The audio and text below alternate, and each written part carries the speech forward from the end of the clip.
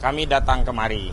Pertama yang kami inginkan adalah nanti melalui surat yang resmi kami kirimkan adalah rilis resmi surat yang dikirim oleh bagian pengawas penyidikan kepada kami. Karena meskipun sudah ada konferensi pers yang diadakan oleh Polda Metro Jaya terkait hasil gelar perkara khusus, namun bagi kami selaku pendumas yang memohon adanya gelar perkara khusus itu sampai hari ini belum menerima resmi ya surat dari bagian pengawas penyidikan. Ini berbeda sekali dengan di Barreskrim Mabes Polri. Saat itu justru sebelum pihak Barreskrim mengumumkan hasil konferensi pers tentang gelar perkara khusus yang ujungnya menghentikan penyelidikan di Barreskrim, kami justru dikirimkan resmi oleh Biro Pengawas Penyidikan di Barreskrim.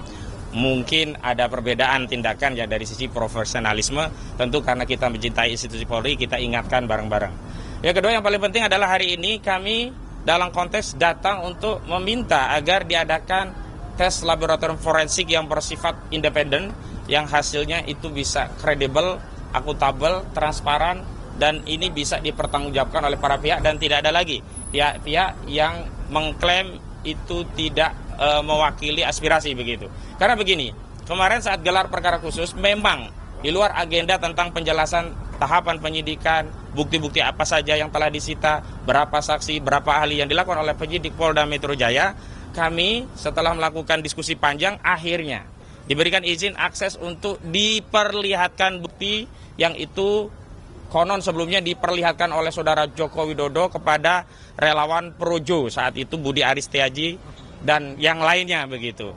Jadi akhirnya ya bukti itu diperlihatkan kepada kami berupa apa? Pertama dokumen S1 UGM, yang kedua dokumen SMA. Jadi kemarin konteksnya adalah untuk mengkonfirmasi atau memastikan bahwa bukti itu benar telah disita oleh penyidik Polda Metro Jaya dan tidak dalam penguasaan saudara Joko Widodo dan tidak pula diperlihatkan kepada Projo saat di Solo di bulan Oktober yang lalu. Bahkan penyidikan sudah dilakukan sejak Juli begitu. Nah selanjutnya kami ingin meluruskan framing di tengah masyarakat seolah-olah dengan ditunjukkan bukti itu perkara menjadi selesai, seolah-olah itu adalah proses konfirmasi keasilan ijazah. Keliru. Kami tegaskan bahwa proses untuk membuktikan perkara itu ada di persidangan dan hasil penafsiran terhadap bukti-bukti itu ada pada putusan hakim dan putusan itu adalah putusan yang berkekuatan hukum tetap atau inkrah van Gewitz. Dan putusan inkrah itu adanya nanti di majelis kasasi yang dikeluarkan oleh lembaga Mahkamah Agung Indonesia. Artinya kita semua harus menghormati dan bersabar karena begitulah proses berhukum dalam hukum acara pidana di negara kita. Ada putusan pertama, ada banding, ada kasasi. Nah disitulah tempat yang terakhir yang tidak ada lagi perbedaan penafsiran. Namun kami tegaskan, kami selaku penasihat hukum juga prinsipal kami baik dari klaster pertama maupun klaster kedua setelah diberikan izin akses melihat, sekali lagi hanya melihat ya, tanpa meraba, tanpa menerawang, apalagi meneliti. Kami justru makin yakin bahwa ijazah tersebut bermasalah atau mengutip apa yang disampaikan oleh klien kami Pak Roy Suryo, ijazah tersebut 99,9% palsu. Nanti ada penjelasan rinciannya. Kenapa demikian? Karena ternyata ijazah itu yang pertama dari sisi fisiknya yang bisa kita indera tidak jauh tidak beda dengan apa yang sudah beredar dan disaksikan oleh masyarakat. Yakni ijazah dengan foto seorang laki-laki berkacamata dengan kumis tipis yang seluruh rakyat Indonesia kami yakini juga sama pendapatnya dengan kami, itu bukan foto Joko Widodo. Dan itu ditegaskan oleh Rustam Effendi ketika melihat langsung saudara Rustam Effendi menyatakan kepada penyidik, Pak Polisi, kalau ini bukan foto Jokowi, palsu. Itu kata Rustam Effendi. Nah nanti ada penjelasannya, tapi kayaknya Rustam Effendi terlambat ini. Dan selanjutnya, apa urgensinya kami mengajukan gelar permohonan uji independen lapor.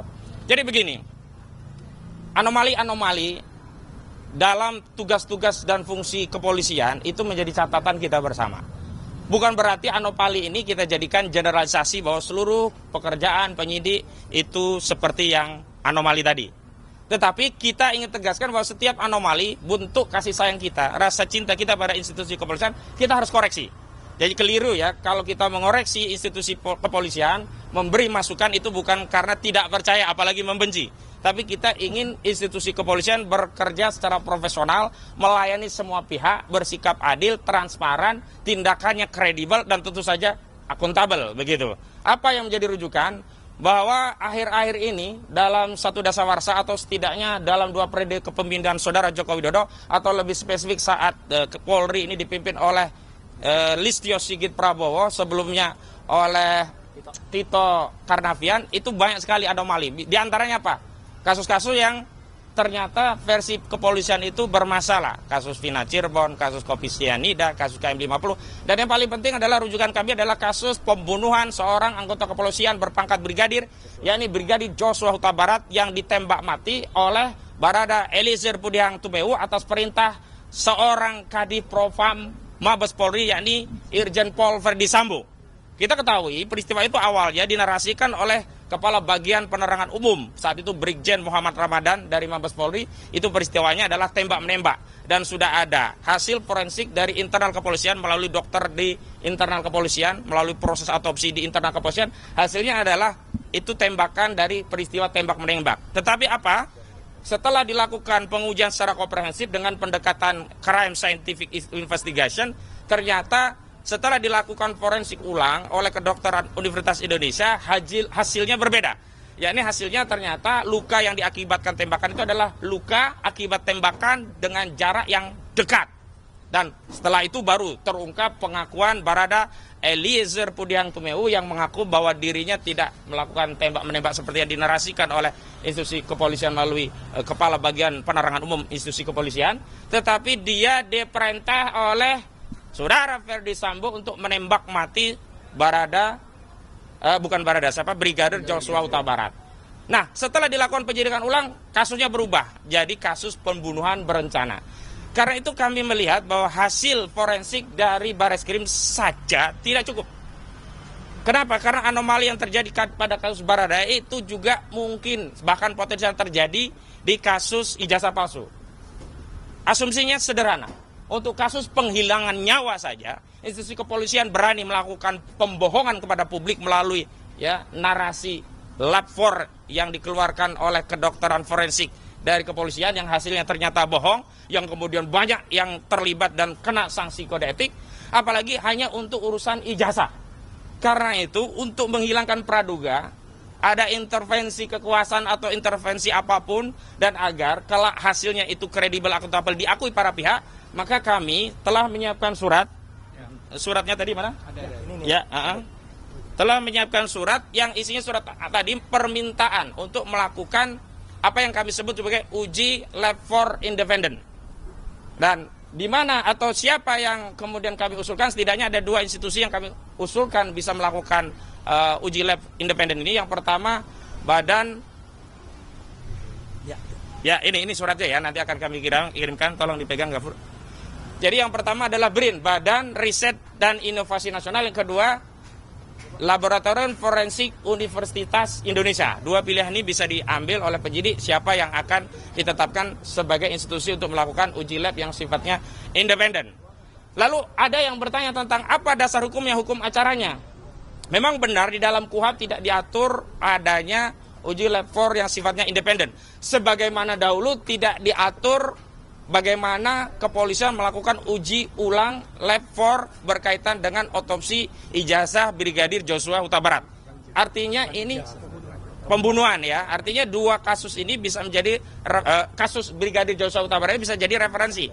Ternyata ada preseden sepanjang kepolisian ada kebijakan untuk melakukan itu dimungkinkan karena segala tindakan dalam proses penyidikan itu semuanya ada pada wewenang penyidik, yakni institusi kepolisian. Yang kedua, yang belum lama juga terjadi di kasus ijazah palsu ini, yakni tindakan polisi yang pada akhirnya membuka segel barang bukti, mengeluarkan barang bukti dan memperlihatkannya kepada tersangka dan penasihat hukumnya, itu juga tidak diatur dalam KUHP. Bahkan bisa dikatakan bertentangan dengan KUHP, terutama ketentuan pasal 39 junto pasal 44 ayat 1 KUHP, yang itu sebelumnya juga sudah disampaikan kepada penyidik tentang kerisauannya, kegalauannya, apakah akan dibuka, diperlihatkan atau tidak. Tetapi setelah ada kesepakatan dan atas arahan saran dari Ombudsman, penyidik akhirnya mengambil kebijakan untuk menunjukkan barang bukti meskipun tidak diatur dalam KUHP. Nah, karena itu dalam konteks tes laboratorium forensik independen ini kebutuhannya hanya satu saja, tinggal kebijakan dari kepolisian apakah akan bersikap bijak dengan menyerap aspirasi masyarakat yang hari ini juga ragu-ragu, bahkan makin yakin ijazah itu palsu. Karena apa? Setelah diketahui bahwa fotonya sama dengan yang ada di tengah masyarakat, yang masyarakat meyakini mustahil itu foto Joko Widodo. Mengutip apa yang disampaikan oleh Rustam Effendi ya, itu bibir bukan bibir Jokowi, itu mata bukan mata Jokowi, itu alis bukan alis Jokowi, bahkan kumis tipis itu mustahil milik Joko Widodo begitu. Karena itu tinggal satu saja, tetapi kalau ini tidak diambil maka saya dari tim kuasa hukum Pak Roy Suryo dan seluruh tim advokasi dari tim anti kriminalisasi akademisi dan aktivis menyampaikan kepada seluruh rakyat, begitulah kesulitan untuk mencari keadilan di negeri ini. Dan kami ingin tegaskan kenapa kami memilih BRIN, memilih levelnya UI, bukan yang ada di Singapura, bukan ada yang di luar negeri. Sekali lagi, kami mencintai negeri ini dan kami ingin memperbaiki negeri ini dengan mekanisme yang ada di negeri ini. Kami tidak ingin aib ini kami bawa ke dunia internasional sehingga diketahui oleh level dari dunia internasional. Cukuplah ya, kita selesaikan dengan mekanisme yang ada di internal kita. Itu ya pengantar dari kami. Nanti ada pernyataan dari Pak Roy dan Pak Rustam. Jadi Pak Roy nanti mewakili dari layer yang pertama, Pak Rustam kedua ya, Pak Rustam layer yang kedua. Tapi sebelum itu ada dari tim kami, Bung Gafur Sangaji, tolong disampaikan sejumlah anomali-anomali yang juga ditemukan dalam kasus KIP yang juga beliau menjadi salah satu kuasa hukumnya. Silakan.